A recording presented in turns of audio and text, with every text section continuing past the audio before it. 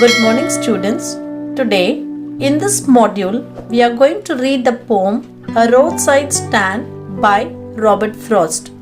Robert Lee Frost lived from 1874 to 1963. He dabbled both in farming and the area of being a school teacher. But he was convinced from his heart that all along his real calling was to be a poet.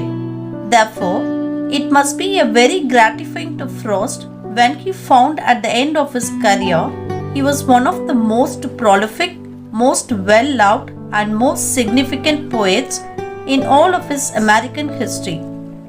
Frost is highly regarded for his realistic depictions of rural life and his command of American colloquial speech. His simple style of writing and contrast attention to nature made his poems unique. His work frequently employs settings from rural life in New England in the 20th century, and he used these as a base from which to examine complex social and philosophical themes. A popular and oft-quoted poet, Frost was honored frequently during his lifetime, receiving 4 Pulitzer Prizes for poetry.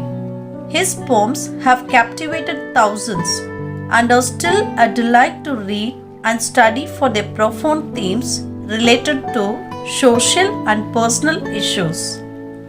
In this poem, which we are going to study today, called A Roadside Stand, Frost takes up one of his most favorite topics, and that is a strong defense of the rural population, whom Frost is convinced is soon going to be overrun and obliged completely by the city dwellers.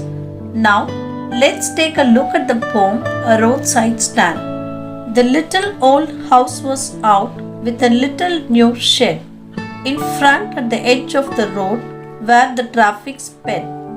A roadside stand that too pathetically pled, it would not be fair to say, for a dole of bread, but for some of the money, the cash, whose flows support the flower of cities from sinking and withering faint.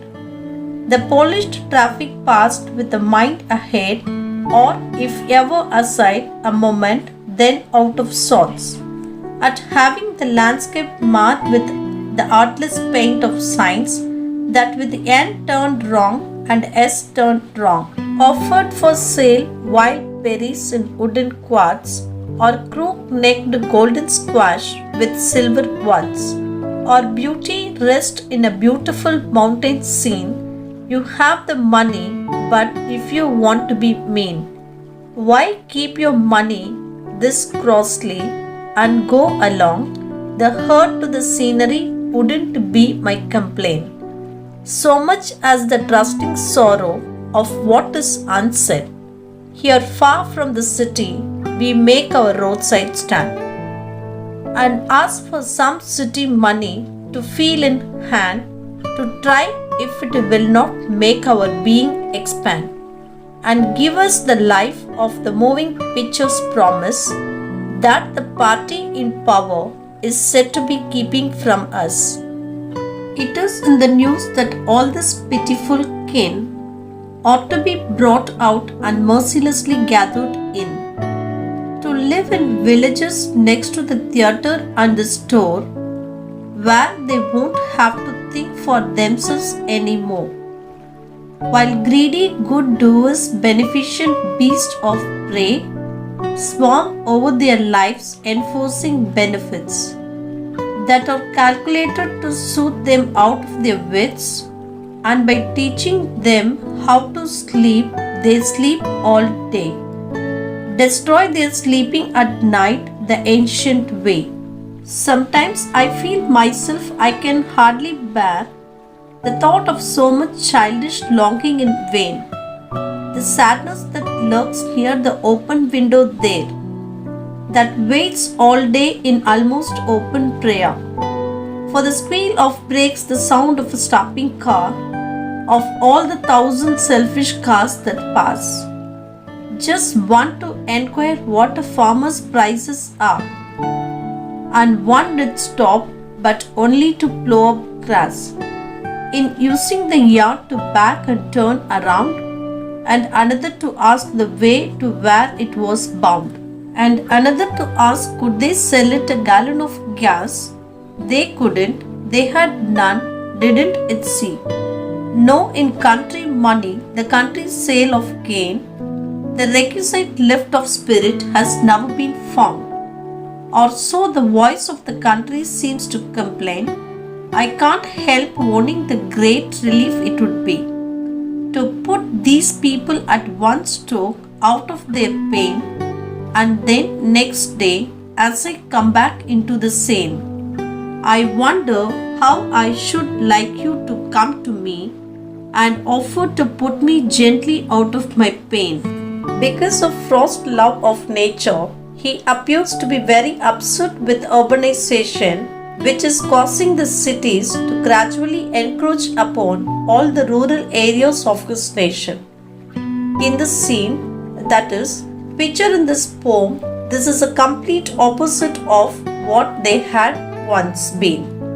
Once upon a time, the farming population is very prosperous, wealthy, and contented. But now, as the city began to grow, the farmers find themselves much poorer than they were before. All the wealth is to be found only in the cities, and this diminishing wealth, importance, and significance of the farming community is what is making Frost is extremely upset. When he sees the farmers unhappy and discontented, it makes him feel the same way too. In the poem A Roadside Stand, Frost compares several characteristics of people from the city with people who hail from villages. First of all, he compares the affluence of city dwellers with the very real condition of villagers. Then, he also compares the sophistication that is demonstrated by city dwellers with the unrefined simplicity of village folk. And one of the things which really hurts Frost is that the sensitivity of village people is contrasted sharply with the insensitive nature of city dwellers and the continuous careless attitude towards people with whom they cannot identify. Now, let's do detailed analysis of the poem and find out how Frost portrays all these themes within this poem. The poem begins in lines 1 to 4 by the poet describing a small shed that has been put up by the rural family outside their family home and on the side of the highway with the hope that they will be able to sell some of their products to the big stream of passengers that go past their cars headed out of the city. Compared to the fancy cars that come out from the city, this little roadside stand appears to be very crude, and it is contrasted by the poet because it seems to implore the passengers in the car, want to plead with them to stop and to make purchase from their roadside stand. However, Frost does make a point that the villagers are not asking for charity. All they are doing is seeking the patronage of these wealthy, rich city dwellers. In line number 5 and 6, Frost refers to the flower of the city or the product of this industrial process, which is money. Frost claims that it is this flower of the city or the wealth which it produces that is able to sustain the city and keep it from sinking. Frost makes use of this image because, as a lover of nature and as a farmer himself, it comes more naturally to him to describe money as a flower, which is a very unusual image rather than take some other image from industry. Now, it is this flower of the city which the rural people also want to have a share in. But Frost makes a little point of saying that they are not looking merely for handouts. What they want to do is legitimately earn a piece of this pie by actually selling the waste to the city dwellers. In lines 7 to 10, the poet refers to the traffic that comes out of the city as polished, and this polished is referring to the sophistication of the city dwellers. Further, their sophistication is contrasted with the crude shade and the rough hand-painted signs that indicate north and south, which have been put up by the villagers. In addition to all of these, the signs does not even point in the right direction. This no way helped the city dwellers to stop at the roadside stand. Instead, it only makes them feel annoyed that all of these mistakes have been made by the village people. They have no compassion, no consideration, and don't think for even a moment that perhaps these village folk are illiterate and hence they have made these mistakes. They feel ached and irritated and believed that these signs under roadside stand all mark the beauty of the countryside scenery. In fact, they feel like these are blemishes on the landscape and they have no heart to appreciate the rustic beauty of what is before their eyes. Do the signs and roadside stands marks the view of the countryside, or is it the cars and the passengers rushing past which mark the beauty of the mountainside? The difference in perspective is enormous, but this difference will depend upon who is looking at it. Is this being viewed by people who are city dwellers or people who live in the countryside? The answer will depend upon that. Lines 11 to 13 tells us what was on sale in roadside stand.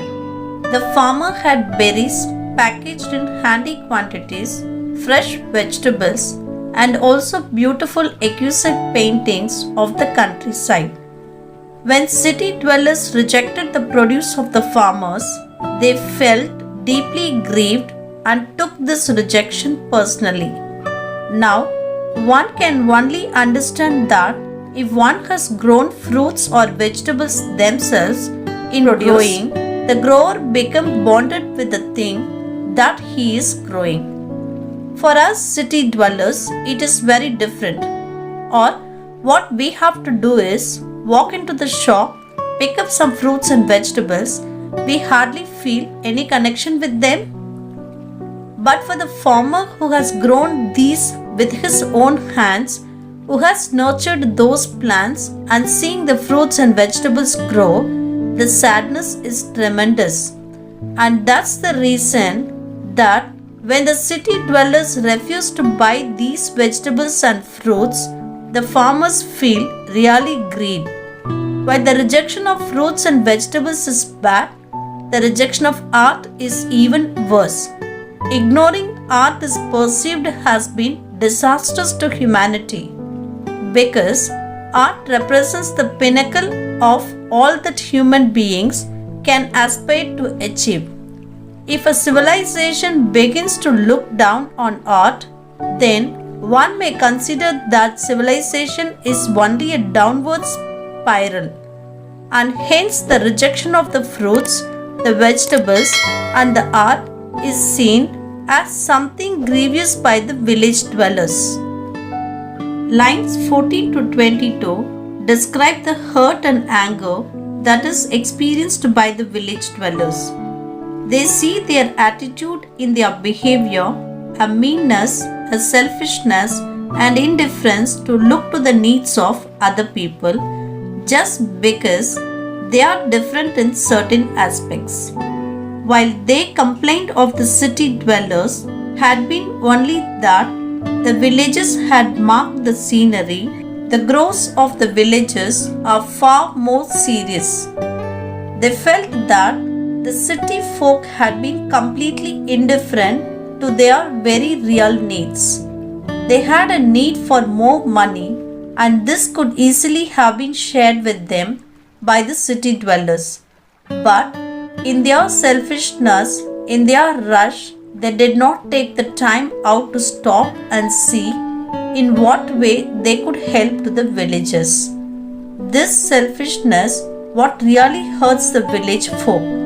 They had seen Hollywood movies in which a lot of glamour and luxury had been displayed and portrayed, and they believed that perhaps if the city folk would buy some of their waste, they might be in a position to afford some of those luxuries which they had seen on the screen. But if the city people in such a hurry and were so selfish that they would not stop, it just meant that those luxuries would forever remain out of the grasp of these poor village people. Not only that, there was a rumor that politicians were responsible for keeping the wealth away from the village folk. So, they were upset not just with all the town people but with the politicians too. Lines 23 to 31 says, inform us that there had been a rumor that the village people are going to be relocated in order to accommodate the ever expanding city. Soon the growing city would encroach upon all the farmlands, and theatres and malls would spring up everywhere. Using sharp irony, Frost refers to these people, whom he calls good doers, who will come alongside these dislocated rural people, offering them benefits. And by that, he probably meant monetary compensation for the loss of their lands. Now he uses sarcasm because these benefits would not be in the larger interest of the rural people. Initially, they would be flooded with money, but with this in their long-term interest or not, this is highly questionable. Hence the poet says, truth is money. It will lead them become lazy and eventually go their ruin. Because in times he says they will give up the ancient way. The ancient way refers just to that addition of working hard in farming all day long and sleeping at night. So these things have all been accusative and planned by the so-called good doers in order to destroy the rural people.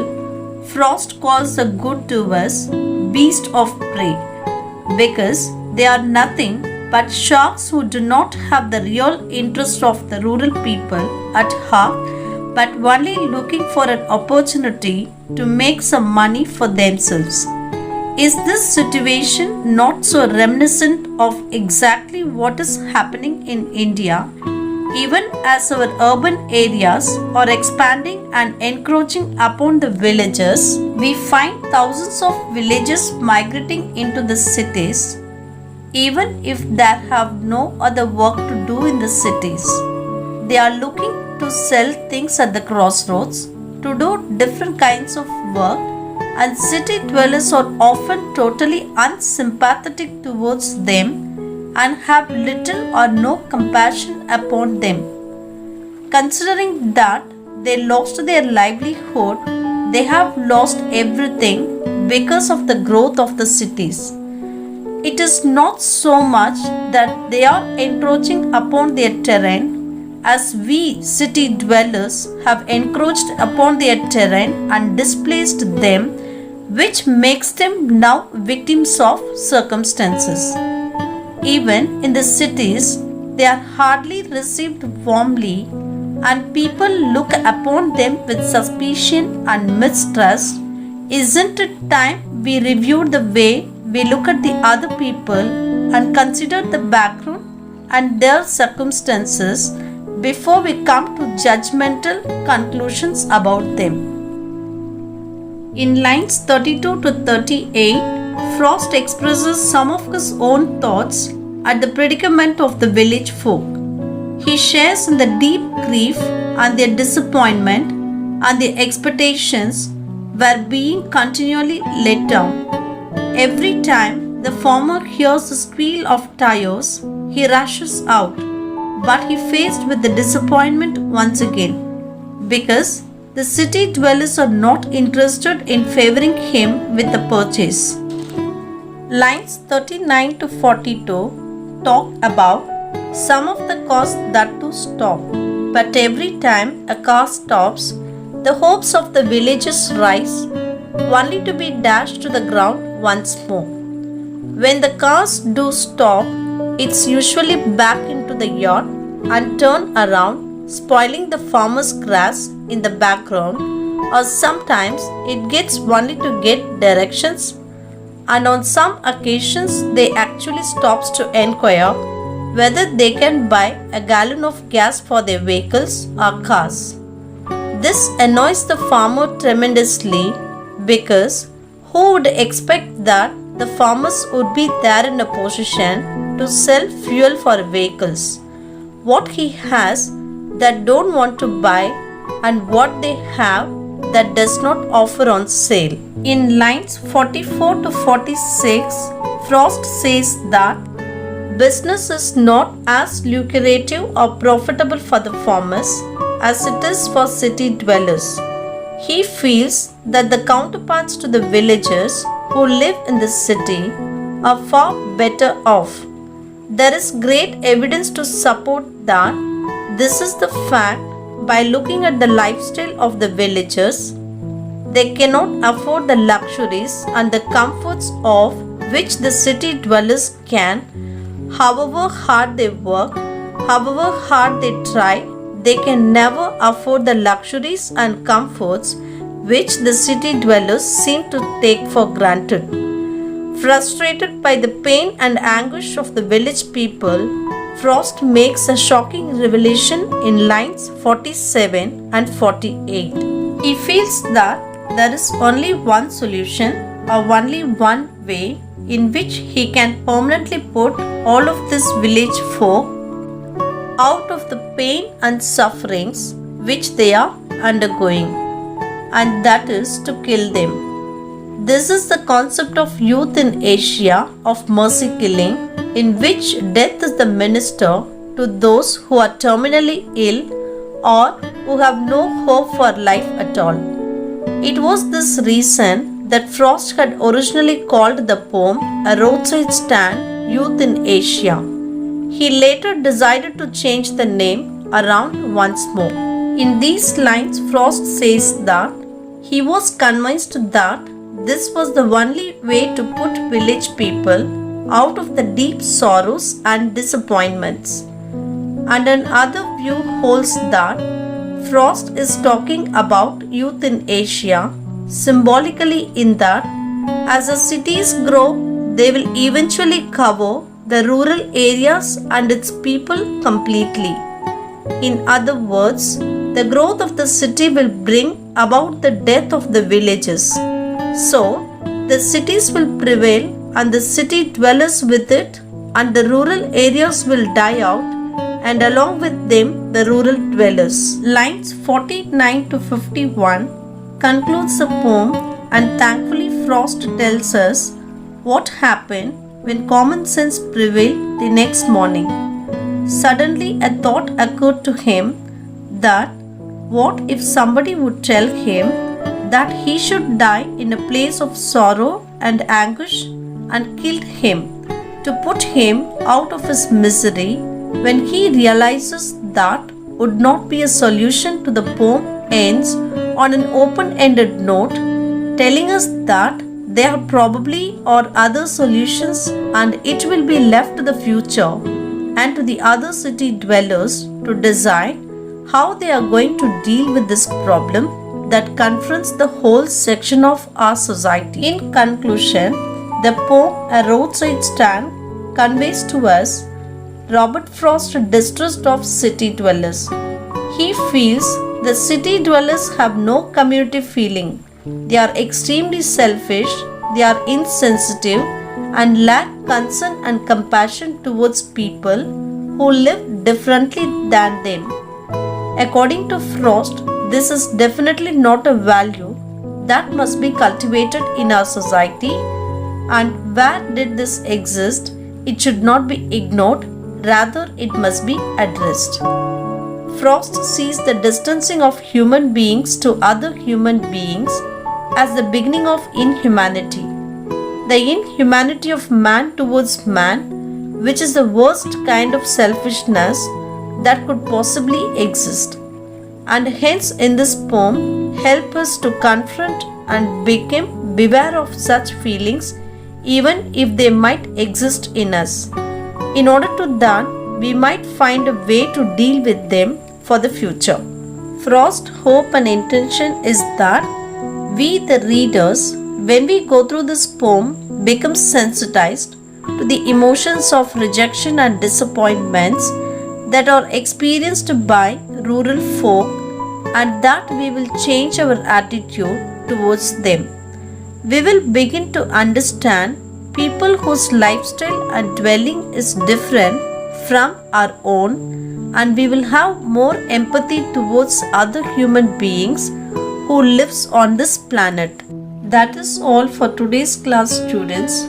Hope you are all able to understand the poem clearly. Thank you, students.